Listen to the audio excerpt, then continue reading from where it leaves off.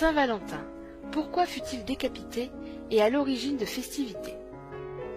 Décapité le 14 février 268, en représailles des conversions au christianisme qu'il suscita, suite à la guérison d'une jeune fille aveugle, Saint Valentin doit à son nom, qui signifie santé et vigueur, le fait que les fiancés, les jeunes gens à marier, ceux qui craignent les atteintes de la peste, les personnes, enfin, qui sont sujettes à l'épilepsie et aux évanouissements, se sont placés sous son patronage. La vertu de saint Valentin, prêtre, était si éclatante et sa réputation si grande dans la ville de Rome qu'elle vint à la connaissance de l'empereur Claude II, qui le fit arrêter. Et, après l'avoir tenu 2 jours en prison, chargé de fer, le fit amener devant son tribunal pour l'interroger. D'abord il lui dit, d'un ton de voix assez obligeant, « Pourquoi, Valentin, ne veux-tu pas jouir de notre amitié, et pourquoi veux-tu être ami de nos ennemis ?» Mais Valentin répondit généreusement, « Seigneur, si vous saviez le don de Dieu, vous seriez heureux, et votre empire aussi. Vous rejetteriez le culte que vous rendez aux esprits immondes et à leurs idoles que vous adorez, et vous sauriez qu'il n'y a qu'un Dieu, qui a créé le ciel et la terre, et que Jésus-Christ est son Fils unique. » Un des juges, prenant la parole, demanda aux martyrs ce qu'ils pensaient des dieux Jupiter et Mercure. « Qu'ils ont été des misérables, » répliqua Valentin, « et qu'ils ont passé toute leur vie dans les voluptés et les plaisirs du corps. » Là-dessus, celui qui l'avait interrogé s'écria que Valentin avait blasphémé contre les dieux et contre les gouverneurs de la République. Cependant, le saint entretenait l'empereur, qui l'écoutait volontiers, et qui semblait avoir envie de se faire instruire de la vraie religion.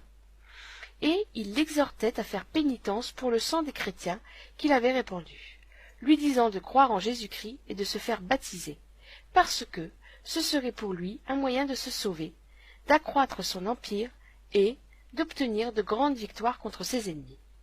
L'empereur, commençant déjà à se laisser persuader, dit à ceux qui l'entouraient, « Écoutez la sainte doctrine que cet homme nous apprend. » Mais le préfet de la ville, nommé Calpurnius, s'écria aussitôt, « Voyez-vous comment il séduit notre prince? Quitterons-nous la religion que nos pères nous ont enseignée ?» Claude, craignant que ces paroles n'excitassent quelque trouble ou quelque sédition dans la ville, abandonna le martyr au préfet, qui le mit à l'heure même entre les mains du juge Astérius, pour être examiné et châtié comme un sacrilège. Celui-ci fit d'abord conduire le prisonnier en sa maison.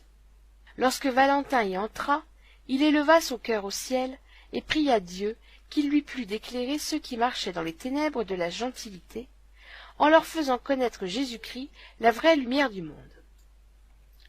Astérius, qui entendait tout cela, dit à Valentin, « J'admire beaucoup ta prudence, mais comment peux-tu dire que Jésus-Christ est la vraie lumière ?»« Il n'est pas seulement, dit Valentin, la vraie lumière, mais l'unique lumière qui éclaire tout homme venant en ce monde. »« Si cela est ainsi, dit Astérius, j'en ferai bientôt l'épreuve.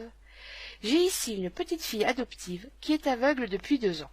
Si tu peux la guérir et lui rendre la vue, je croirai que Jésus-Christ est la lumière et qu'il est Dieu, et je ferai tout ce que tu voudras. » La jeune fille fut donc amenée au martyr, qui, lui mettant la main sur les yeux, fit cette prière. « Seigneur Jésus-Christ, qui êtes la vraie lumière, éclairez votre servante. » À ces paroles, elle reçut aussitôt la vue, et Astérius et sa femme, se jetant aux pieds de leur bienfaiteur, le supplièrent, puisqu'ils avaient obtenu par sa faveur la connaissance de Jésus-Christ, de leur dire ce qu'ils devaient faire pour se sauver.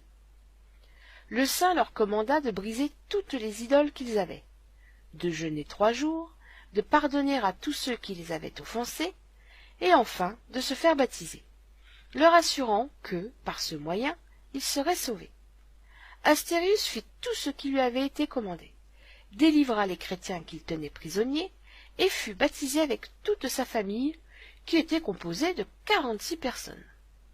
L'empereur, averti de ce changement, craignit quelque sédition dans Rome, et, par raison d'état, il fit prendre Astérius et tous ceux qui avaient été baptisés, puis les fit mettre à mort par diverses sortes de tourments. Pour Valentin, le père et le maître de ses bienheureux enfants et disciples, après avoir été longtemps en une étroite prison, il fut battu et brisé avec des bâtons noueux. Enfin, l'an 268, le 14 février, il fut décapité sur la voie flaminienne où, depuis, le pape Jean Ier fit bâtir une église sous son invocation près du Pont-de-Molle. Cette église ayant été ruinée, le pape Théodose en dédia une nouvelle, dont il ne reste plus de traces non plus. La porte, appelée plus tard du Peuple, portait anciennement le nom du saint martyr. On garde la plus grande partie de ces reliques dans l'église de Sainte-Praxède. Les autres furent apportées en France, en l'église Saint-Pierre de Melun-sur-Seine, mais elles ne s'y trouvent plus aujourd'hui. Saint-Valentin est nommé, avec la qualité d'illustre martyr, dans le sacramentaire de Saint-Grégoire, dans le missel romain de Thomassie, dans les divers martyrologues et calendriers. Les Anglais l'ont conservé dans le leur. Saint-Valentin a été représenté, premièrement, tenant une épée et une palme, symbole de son martyre, deuxièmement, guérissant la fille du juge Astérius.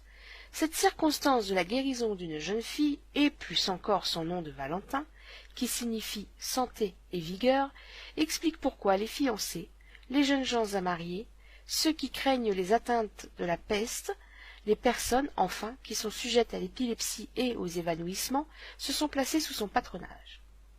Plusieurs siècles après sa mort, Valentin fut canonisé en l'honneur de son sacrifice pour l'amour. La fête de la Saint-Valentin fut instituée pour contrer la Lupercalia, fête païenne donnée le jour de la fertilité et dédiée à Lupercus, dieu des troupeaux et des bergers, et Junon, protectrice des femmes et du mariage romain. L'événement le plus marquant de ces réjouissances était la course des Luperques. Des hommes mi-nus poursuivaient des femmes et les frappaient avec des lanières de peau de bouc, les coups reçus assurant fécondité et grossesse heureuse à celle-ci. Une autre origine est attribuée aux festivités de la Saint-Valentin.